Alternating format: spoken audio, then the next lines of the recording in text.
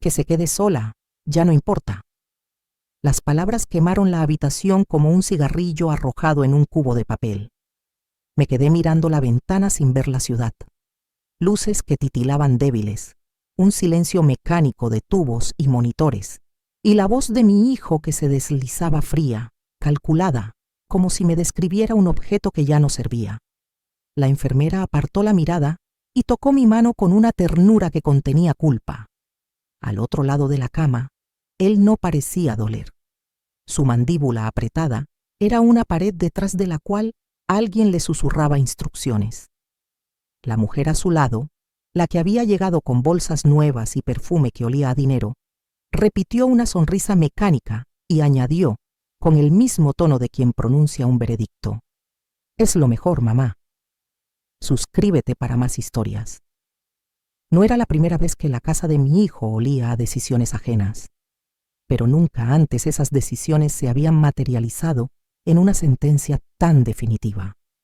Me encontraba vestida aún con la bata del hospital, la piel pegada por el sudor frío, y de pronto cada sacrificio, cada comida que dejé de hacer para ahorrar, cada factura pagada con la última moneda, adquirían una extraña insignificancia.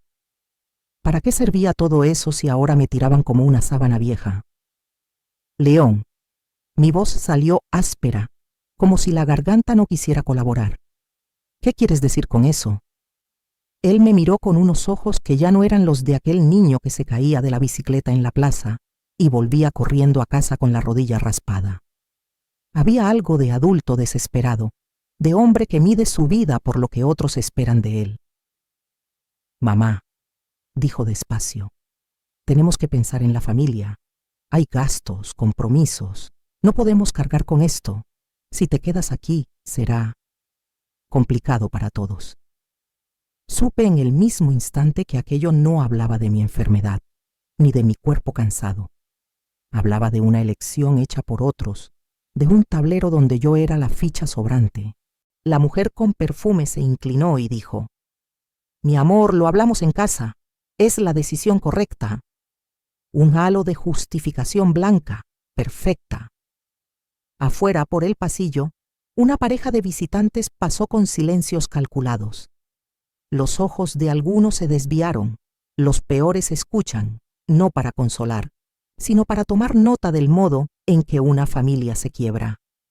Me di cuenta de que cada mirada era una sentencia extra, un rumor por venir. ¿Y mi nieta?, pregunté, como si al pronunciar su nombre pudiera anclar algo que se movía bajo mis pies. «Ella ha decidido no complicarse», respondió él. «Es lo mejor para su boda, mamá. No queremos escenas, ¿entiendes?». La palabra boda cayó en mi pecho como una piedra.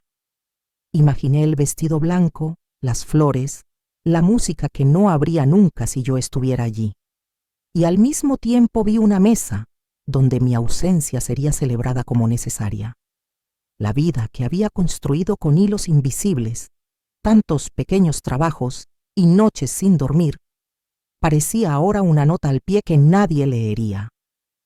Me aferré al catéter como a un cabo, porque si me soltaba el mundo era una pendiente. No supe si fueron lágrimas o incapacidad de respirar lo que me tembló en la garganta. Recordé a mi marido, las promesas que se hicieron en la cocina mientras la radio hablaba de cosas del mundo grande. Recordé su risa y como en cada cumpleaños yo había escondido el pastel para que todos tuvieran uno. ¿En qué momento se convirtió eso en algo que daba vergüenza? «No entiendes», murmuré. «No soy un problema, soy tu madre». «Lo sé», dijo él, y su voz pretendió ser suave. «Pero hay cosas más grandes ahora, oportunidades, imagen. No podemos arriesgarnos». La frase fue una daga que no sangraba. Sangraba en silencio, dejando marcas bajo la piel. En la puerta, una enfermera ajena a nuestra historia dejó caer una mirada que decía más que 1000 palabras. «Lo siento, pero esto pasa». Y en aquel instante supe que no estaba sola en la habitación. Había un público invisible, una cámara de juicio sin apelación. Un pitido se aceleró en el monitor. La médica entró apresurada, una excusa clínica para un silencio que nadie más podía contener. Pero cuando la puerta se cerró, la voz de mi hijo volvió, firme, definitiva. Que se quede sola, ya no importa, repitió, esta vez como si con ello sellara algo que no tendría vuelta atrás. Por debajo de la piel, algún músculo antiguo inerte despertó. No era la rendición, pero tampoco era la furia desbocada que las películas enseñan. Era algo más frío, reconocimiento, porque aquellas palabras pronunciadas en un hospital, en medio de sábanas blancas y máquinas que escuchaban cada latido, eran la evidencia de una elección. Y toda elección tiene detrás una explicación que puede desmontarse. Me apoyé contra la almohada, respiré lento y decidí que antes de aceptar la sentencia debía recordar quién había sido, qué había dado y qué razones reales, no justificantes, había para ese rechazo. En la penumbra de la habitación, mientras afuera las luces de la ciudad parpadeaban indiferentes, algo empezó a moverse dentro de mí, la necesidad de entender. Y con ello, un plan pequeño y obstinado. No dejar que la historia terminara con esa frase. La puerta se entreabrió. Alguien pasó una nota por debajo. Visita a las 6. La voz del corredor parecía traer ecos del mundo que me había expulsado. Cerré los ojos un instante y escuché el eco de mi propio nombre, pronunciado desde lejos, como si perteneciera a otra vida. La habitación del hospital quedó atrás, pero las palabras seguían dentro de mí como clavos oxidados. Que se quede sola, ya no importa. No podía dejar de escucharlas, incluso cuando me devolvieron a casa unos días después. La llave tembló en mi mano al abrir la puerta. El eco del pasillo era demasiado grande para una sola mujer.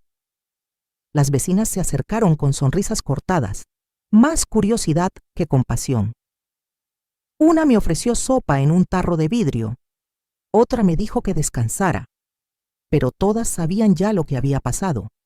Alguien lo había contado, alguien había repetido la frase como quien lleva un chisme a la feria. Ahora, cada saludo era también una pregunta escondida. ¿Qué hiciste para que tu hijo te negara así? El silencio dentro de la casa pesaba más que la fiebre. La mesa seguía puesta para 4, aunque ya solo yo ocupaba la silla. El mantel aún tenía una mancha de vino de la última Navidad, en la que él había reído conmigo, cuando todavía no había perfume caro rondando sus camisas, ni una voz extraña corrigiendo mis recetas. Me obligué a comer algo, pero el estómago no obedeció. Terminé barriendo el piso solo para no pensar. Fue entonces cuando el recuerdo se me impuso. Mi hijo pequeño, con pantalones cortos, corriendo por el patio, cayéndose y llorando hasta que yo lo abrazaba fuerte. Ese niño no podía ser el hombre que me había condenado con tanta frialdad. Un golpe en la puerta me sacó del trance. Era Marta, la vecina del tercero. Sostenía un paquete de pan. «María, ¿estás bien?», preguntó con cautela. «Estoy viva», respondí, y fue todo. No me atreví a contarle que la soledad no era lo que más dolía. Lo que más dolía era que en los ojos de todos yo ya estaba marcada, la madre rechazada, la que había fallado. Esa noche apenas dormí. El eco de la frase seguía allí, mezclado con otro pensamiento aún más cruel. Si él pudo decirlo en público, es porque ya lo había decidido mucho antes. Al amanecer salí al balcón. El barrio se movía con su rutina de siempre, pero yo veía distinto. Vi cómo la gente miraba hacia mi ventana, cómo se cruzaban las voces bajas en la tienda de la esquina. Nadie me insultaba de frente, pero el cuchicheo era un muro más alto que cualquier cárcel. Me juré que no iba a rendirme. Pero no sabía todavía que el siguiente golpe llegaría mucho más rápido de lo que podía imaginar. Un cumpleaños olvidado, una silla vacía y una nieta que me dejaría una nota que haría sangrar lo poco que me quedaba de orgullo. El calendario en la pared tenía un círculo rojo en la fecha, mi cumpleaños. Nunca fui de esperar regalos, pero al menos una llamada, un abrazo, Una visita. Esa mañana preparé café y corté un pedazo de pan, como si alguien fuera a llegar de improviso. Dejé la mesa lista, 4 tazas, por costumbre más que por fe. Pasaron las horas. El timbre nunca sonó. El teléfono, en cambio, vibró al caer la tarde. Un mensaje corto, sin foto, sin emoción. Perdón, mamá, hoy estamos ocupados. Otro día lo celebramos. Me quedé mirando la pantalla como si fuera un vidrio empañado. Otro día. Como si los años fueran un lujo que se pueden posponer. El eco del pasillo volvió a crecer.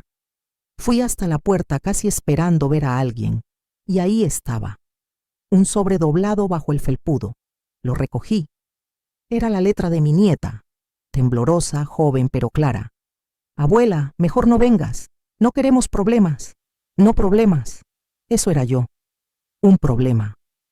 El aire se me fue de golpe. Apoyé la espalda contra la puerta cerrada. Vi su cara en mi memoria. La niña que yo había cuidado tantas tardes, la que dormía con fiebre en mi regazo mientras le contaba historias. Ahora, esa misma niña me negaba el derecho a estar presente. Encendí la radio para acallar los pensamientos, pero no hubo música suficiente. La soledad se sentó frente a mí como una invitada impertinente. Bebí café frío, repasando cada palabra del papel hasta que los ojos me ardieron. En ese instante el pasado me golpeó. Recordé todos los cumpleaños de mi hijo, cuando yo misma cocinaba pasteles con lo poco que tenía, cuando me quedaba sin cenar para que él pudiera invitar a sus amigos. Nunca me importó el cansancio. Nunca pensé que esos sacrificios algún día serían borrados de la memoria familiar. Al día siguiente salí al mercado. Necesitaba respirar entre la gente. Pero las miradas lo decían todo. La noticia de mi ausencia en la fiesta ya se había regado. Una vecina me preguntó con falsa dulzura: ¿No estuviste con tu familia anoche? Respondí con una sonrisa rota. Prefirieron celebrarlo solos. La mujer fingió sorpresa, pero sus ojos brillaban de curiosidad morbosa. Regresé con las bolsas pesadas y al entrar en casa sentí algo nuevo: rabia. Un calor que me subía por la garganta, porque ya no era solo tristeza, era humillación, y lo peor estaba por llegar. Esa misma noche recibí la llamada que confirmaría que mi lugar en la familia ya estaba ocupado por alguien más. El teléfono sonó tarde, cuando ya la casa estaba sumida en esa quietud que parece más densa que el aire. Contesté sin mirar el número. ¿Mamá? Era la voz de León, mi hijo. El corazón me dio un vuelco, pero la ilusión duró apenas unos segundos. No vamos a poder pasar a verte, dijo rápido como si quisiera terminar la frase antes de escucharme. Hay cosas que organizar, muchos gastos, ya sabes. Tragué saliva. ¿Qué cosas? Un silencio corto, después un suspiro. Al fondo se escuchaba otra voz, femenina, marcando el compás de la conversación. La boda, respondió él. Todo tiene que salir perfecto. ¿Y tú? Bueno, mamá, entiéndelo, es mejor que no vengas. Me quedé helada. ¿Mejor? ¿Para quién? Para todos. Su tono era plano, aprendido, como si lo hubiera ensayado frente a un espejo. Colgué sin despedirme. El aparato pesaba en mi mano como si quemara. Fui hasta el cajón del comedor y empecé a revolver papeles, casi sin pensar. Viejas cartas, recibos, fotografías amarillentas. Quería comprobar que mi vida había sido real, que no era un borrador que se podía tachar. Encontré un sobre sellado con la letra de mi difunto esposo. Lo abrí temblando. Dentro había un recibo bancario y una nota breve. Para cuando León necesite empezar. Todo por adelantado. Me quedé mirando la cifra, modesta pero significativa. Era un ahorro que él había guardado en secreto para el hijo que ahora me cerraba la puerta. Sentí una punzada de traición doble. Habíamos entregado hasta la última moneda, hasta el último esfuerzo, y ahora ese hijo negaba incluso mi presencia. Apreté el sobre contra el pecho y me prometí no volver a llorar en silencio. Si me habían convertido en un fantasma, iba a convertirme en un fantasma que hablara. Al día siguiente, fui al hospital a recoger unos informes médicos. En el pasillo, una enfermera joven me reconoció. «Usted es la madre de Leon, ¿verdad?», preguntó con cuidado. Asentí. Estuve allí aquella noche, cuando él dijo eso. Bajó la voz. No fue casualidad. Alguien lo presionaba.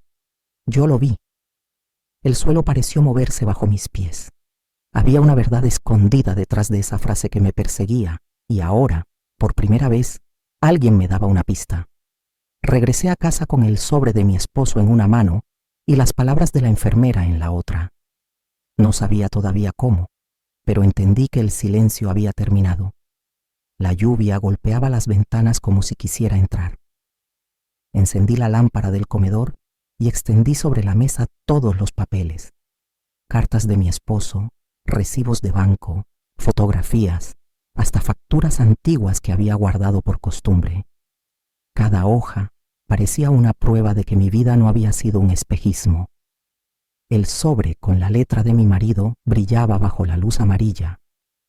Recordé la forma en que él hablaba de seguridad para el futuro, de cómo el sacrificio de hoy sería el descanso de mañana.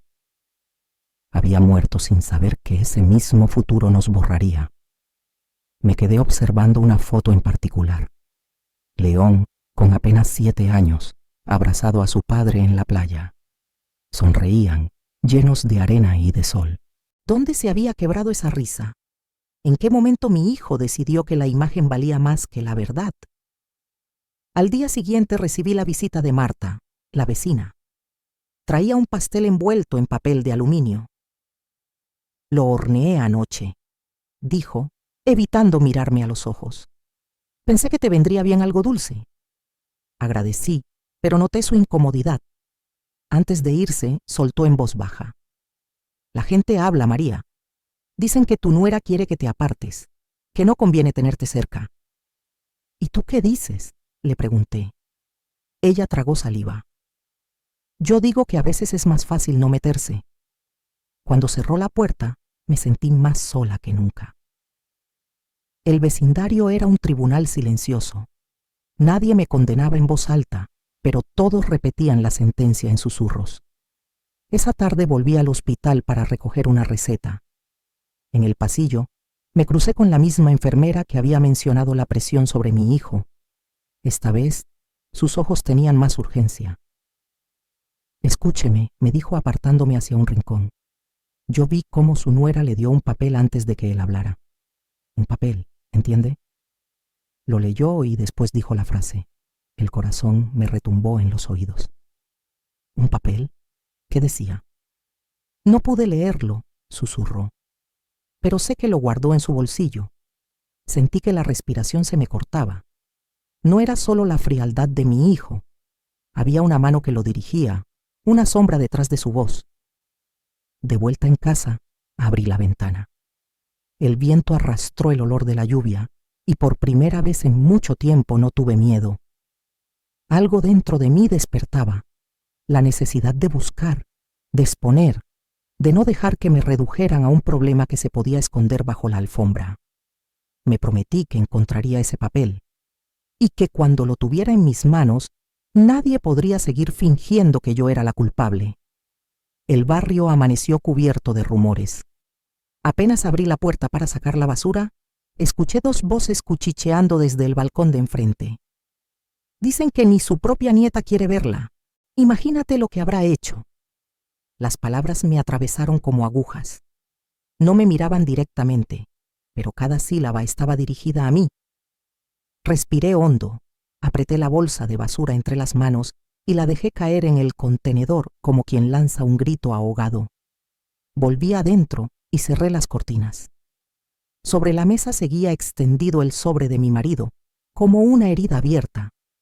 Empecé a pensar en esa nota que la enfermera había mencionado, ese papel misterioso que había cambiado la voz de mi hijo. ¿Dónde estaría ahora? ¿En un cajón, en un bolso, en una caja fuerte? A media tarde sonó el timbre. Era Marta otra vez, la vecina. Traía consigo un termo de café. No vengo a chismear, me dijo, entrando sin esperar invitación.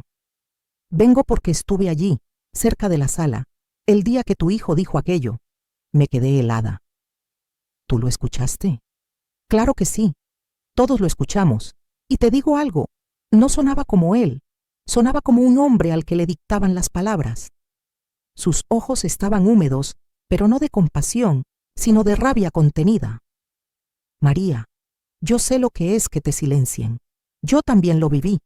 Y si necesitas testigos, yo estaré. No supe qué responder. La gratitud se mezclaba con el miedo.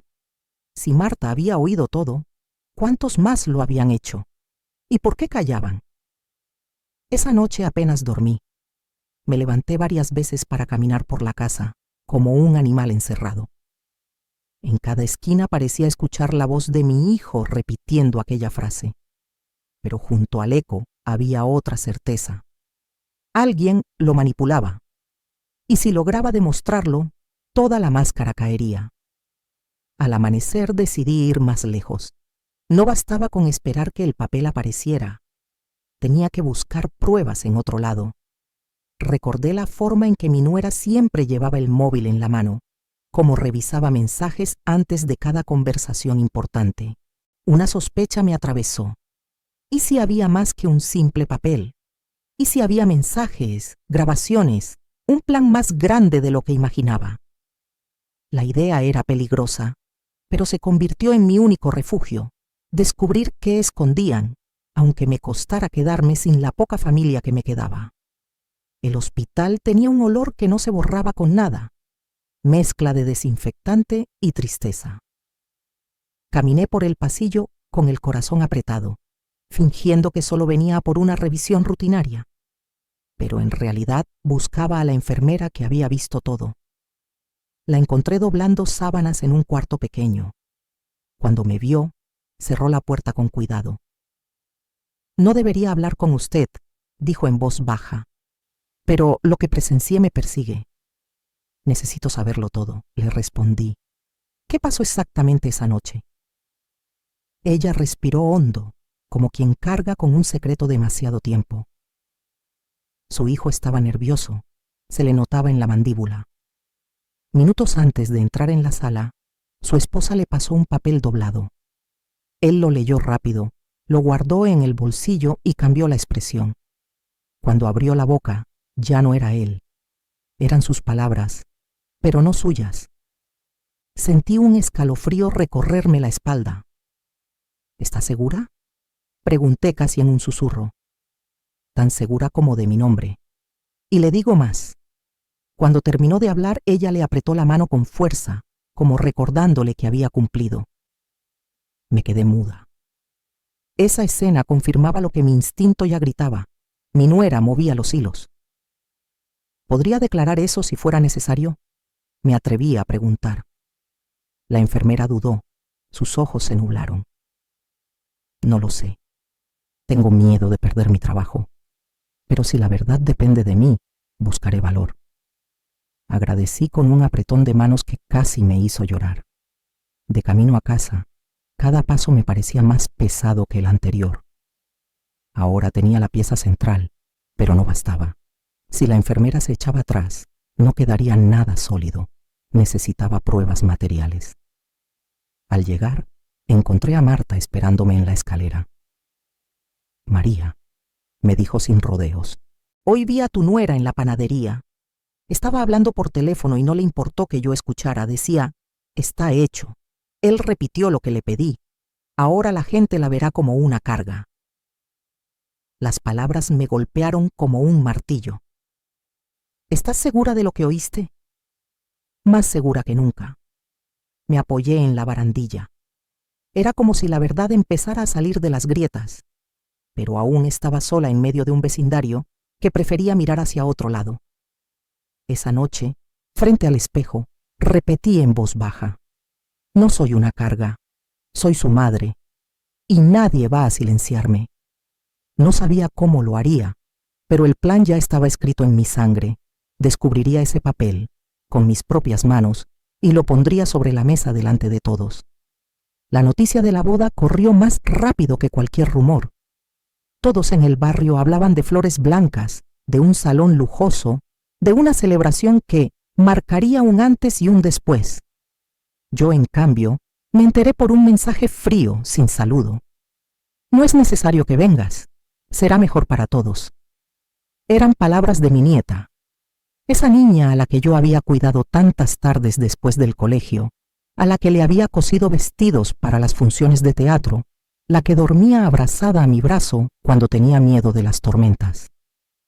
Me quedé leyendo el mensaje una y otra vez, como si los ojos pudieran descubrir un error que el corazón necesitaba. Pero no había error. Había un rechazo tan calculado como el de su padre. Pese a todo, ese día salí. Caminé hasta la calle donde los preparativos ya eran visibles. Ramos que entraban por las ventanas, cajas con cintas doradas, gente entrando y saliendo con trajes de prueba. Nadie me miró directamente, pero sentí cada espalda dándome la espalda. En medio de la calle, Marta se acercó apresurada. «María, vuelve a casa. No deberías ver esto». «¿Y por qué no?», le respondí con voz dura que me sorprendió a mí misma. ¿Acaso soy un fantasma? Ella bajó la mirada. «Dicen que si apareces habrá problemas. Tu nuera no quiere escenas». La palabra escenas me arrancó una carcajada amarga. ¿Qué escena podía ser más grande que la de una madre expulsada del lugar donde debería estar? Esa tarde recibí un golpe aún más cruel. Una vecina me mostró sin malicia una foto en su teléfono, mi nieta con su vestido de novia, rodeada de amigas, riendo. Yo no estaba allí, ni siquiera en el recuerdo. La imagen era un retrato de un futuro del que yo había sido borrada con precisión quirúrgica. Al caer la noche, me encerré en mi habitación. Encendí la lámpara y coloqué delante de mí el sobre de mi marido. Las cifras de aquel ahorro parecían brillar con ironía. Todo el sacrificio, toda la entrega, ahora usado en una boda donde mi nombre estaba prohibido. Lloré en silencio, pero no de debilidad. Cada lágrima era una chispa de furia, y entre sollozos, una decisión se levantó como un muro dentro de mí. No solo iba a enfrentar a mi hijo y a su esposa, iba a mostrar delante de todos lo que ellos intentaban esconder. Porque si mi nieta me negaba hoy, era porque alguien había trabajado duro para convertir mi ausencia en algo natural. Y ese alguien iba a tener que mirarme a los ojos. El viento agitaba las cortinas cuando decidí abrir aquel viejo baúl en el desván. Hacía años que no lo tocaba. El polvo cubría las bisagras como una costra, y al levantar la tapa, un olor a papel viejo y madera húmeda llenó la habitación. Allí estaban, cajas con fotos descoloridas, juguetes rotos de mi hijo, cuadernos escolares con dibujos torcidos. Me temblaron las manos al verlos, como si cada objeto gritara que alguna vez fuimos una familia. En el fondo encontré un sobre amarillento, sellado con la letra reconocible de mi marido. No era el mismo que ya había leído. Este estaba marcado con una palabra escrita en mayúsculas: verdad. Lo abrí con cuidado, como si dentro pudiera romperse mi última esperanza. El papel crujió al desplegarse y vi un mensaje breve, casi urgente. Si alguna vez dudas de León, busca en la caja de seguridad. La clave está en nuestra fecha. Sentí que el corazón se me encogía. No entendía del todo, pero sabía que esas palabras no eran casuales. La caja de seguridad debía ser la del banco donde él guardaba documentos. ¿Qué podía haber allí que me advirtiera sobre nuestro propio hijo? Me senté en el suelo del desván, con el papel en las manos. La luz de la lámpara oscilaba, y por un instante vi la figura de mi marido en la memoria. Su voz calmada, su mirada seria cuando hablaba de futuro. Ahora entendía que había dejado señales, como si hubiera previsto que este día llegaría. Bajé las escaleras con el sobre apretado contra el pecho. Marta, que había venido a traerme pan, me vio desde la puerta. «¿Qué encontraste?», preguntó notando mi agitación. «Una llave, una pista». Le mostré el papel. Mi marido me habló desde el pasado. Ella frunció el ceño. María, si es lo que pienso, lo que guardó tu esposo podría ser grande, tal vez demasiado. Entonces que lo sea, le respondí, porque ya no me queda nada que perder. Esa noche casi no dormí. La idea de esa caja de seguridad me mantenía despierta, latiendo como un tambor en el pecho. Sabía que allí estaba escondida la verdad que podía derrumbar el teatro de mi nuera y el silencio de mi hijo. Y juré que al abrirla, ya nadie podría llamarme carga. El banco olía a mármol frío y a formalidad. Me senté frente al funcionario con el papel en la mano, intentando ocultar el temblor de mis dedos. Vengo por la caja de seguridad a nombre de mi esposo, dije con voz firme. El hombre revisó los documentos, pidió mi identificación y después asintió. Minutos más tarde me condujo a una sala estrecha, con paredes grises y una mesa metálica en el centro. Colocó delante de mí una caja rectangular y se retiró, dejándome sola. La clave era nuestra fecha. La escribí con manos sudorosas, el día de nuestra boda. El mecanismo se dio con un clic seco. Dentro había varios sobres, un pequeño cuaderno de tapas negras y un fajo de recibos bancarios. El corazón me latía en las sienes mientras sacaba el cuaderno. La primera página llevaba la letra de mi marido. Si estás leyendo esto, es porque la verdad salió a la superficie. León no es débil, pero está rodeado de intereses que lo manipulan. Su esposa no lo ama, lo controla. Ten cuidado.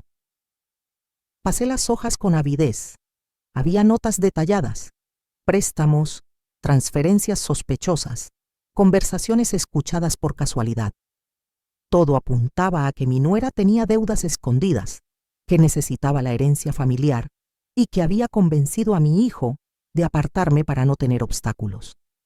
En otro sobre encontré copias de mensajes impresos, correos electrónicos que mi marido había conseguido, en los que se leía claramente cómo ella hablaba de mí como de un problema a eliminar. Me quedé inmóvil, el cuaderno abierto, el aire cortándome los pulmones. No era solo una intuición, era un plan. Yo había sido declarada indeseable mucho antes de que mi hijo pronunciara aquella frase en el hospital. Guardé todo de nuevo con cuidado y salí del banco con la caja bien cerrada. Afuera, la luz del mediodía parecía más fuerte de lo habitual. Cuando llegué a casa, Marta me esperaba en el pasillo. ¿Lo encontraste?, preguntó en un susurro. Le mostré el cuaderno. Encontré la verdad y voy a usarla. Esa noche me senté a la mesa, extendí los documentos y empecé a ordenar cada pieza como un rompecabezas. Tenía miedo, sí, pero también una certeza nueva. Ya no era la mujer débil que lloraba sola en el hospital. Ahora era la portadora de una verdad que podía derrumbar toda la fachada de perfección de mi nuera. Y juré que, aunque me costara quedarme completamente sola, haría público todo lo que había descubierto. Los papeles estaban sobre la mesa como armas cargadas. Cada recibo, cada nota en la letra firme de mi marido era un disparo contra las mentiras que me habían enterrado. Pero sabía que no podía mostrarlo a la ligera. Necesitaba un escenario, un momento donde todos escucharan y nadie pudiera mirar hacia otro lado. Ese escenario lo ofrecía la boda. La fecha se acercaba, y el barrio entero hablaba del evento como si fuera la coronación de un rey. Yo, en cambio, lo veía como el juicio final, el lugar donde mi silencio debía terminar. Marta fue la primera en ofrecer su apoyo. Si vas, no estarás sola, me dijo, con esa determinación que le temblaba en la voz, pero no en los ojos. Yo daré mi testimonio. No quiero arrastrarte, le respondí. Ya me arrastraron a mí demasiadas veces. Esta vez voy contigo. Me conmovió, pero también supe que no podía depender solo de la solidaridad de una vecina. Necesitaba algo más fuerte, pruebas incontestables. Busqué a la enfermera en el hospital otra vez. Esta vez me recibió con un sobre en la mano. No puedo quedármelo más, me dijo. El papel que su nuera le pasó a su hijo esa noche. Lo recogí del suelo cuando salió de la sala.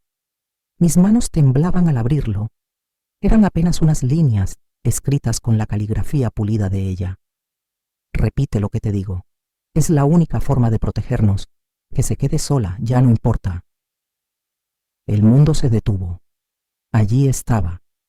La frase exacta, la prueba material. Guardé el papel junto con los documentos del banco. Ahora tenía un arsenal. Las deudas, los correos, las notas de mi marido y la orden escrita que había convertido la voz de mi hijo en una condena.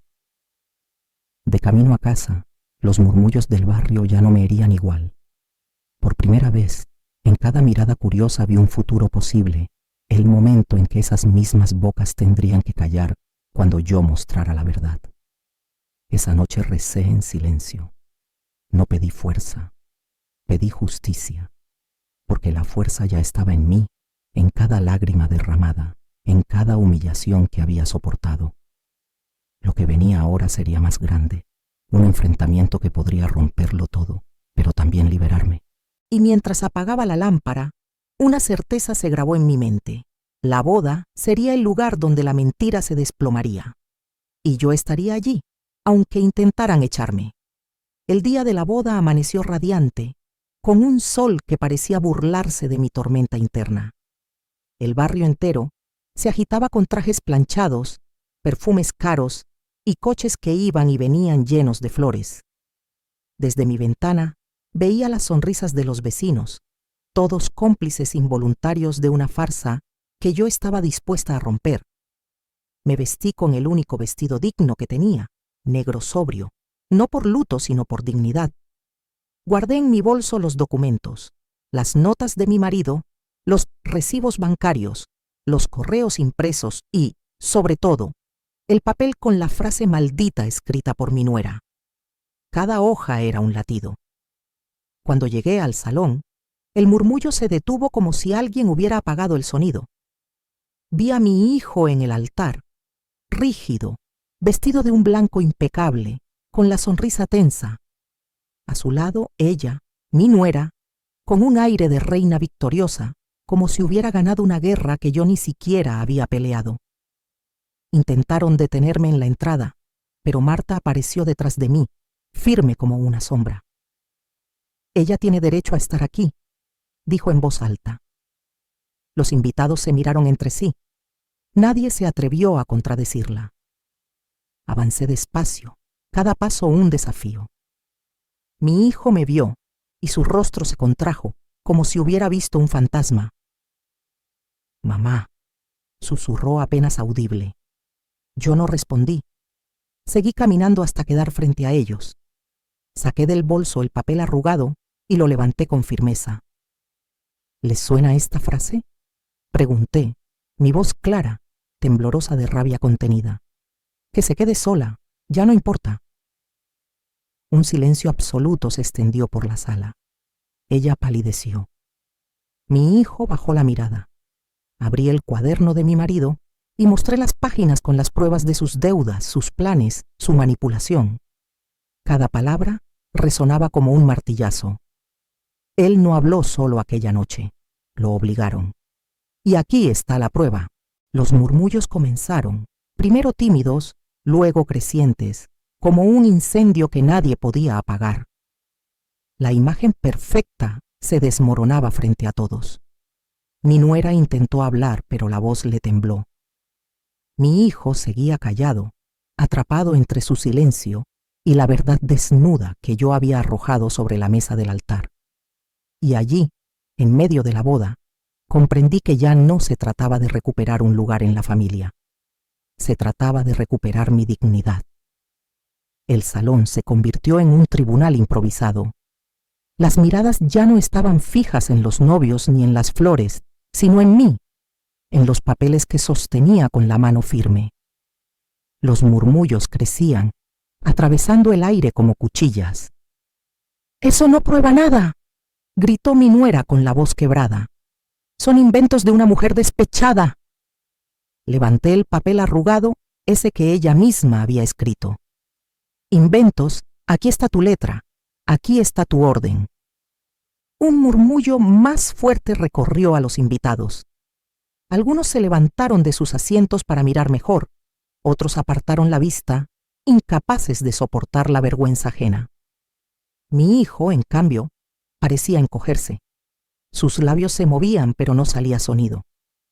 Al fin, levantó la cabeza, los ojos vidriosos, y dijo: «Es verdad.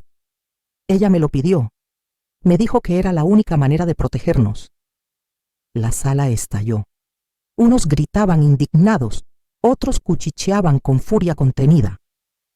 Mi nuera lo miró con una mezcla de odio y desesperación, como si aquel instante le hubiera arrancado el control que tanto había cuidado.